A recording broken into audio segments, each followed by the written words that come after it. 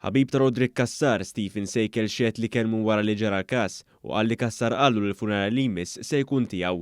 Sejkel star li xemper lil Kassar wara li rax kien kiteb fuq Facebook u daħallu suspett li kien se jagħmel suwiċidju. Quddiem il-maġistrat ġew mifsud illum xedu wkoll żewġ kuntistabli tal-Pulizija mit-taqsima forensika huma spjegaw li ħadu kampjun tal-fdalijiet tat-tiri minn fuq Rodrik Kassar. Qalu wkoll li fuq is-senter instabet marka waħda ta' swaba u li fil-post fejn jinżammu l-balal instabu tnejn. Meta dawn qalu li ppreżentaw rapport dwar il-femiċidju, l-avukat ta' Rodrik Kassar, Franco De Bono, staqsal fejn daġi deskritt bħala femiċidju. L-avukat Angel Vella mill-Uffiċċju tal-Avukat Ġenerali innutat li dak it-terminu jinsab fil-lista tal-akkużi.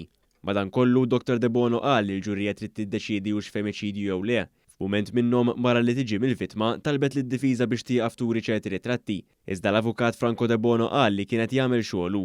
Il-mara flimkien mal-avukat tal-Parti Ċivili Dr. Marita Paġ Dimek talbet skuża. Filwaqt li l-maġistrat esprima s-solidarjetà mal-familja u qal li mhux se jsiba ħatja ta' dispress lejn il-qorti, qal li għandhom jikkontrollaw ruhom.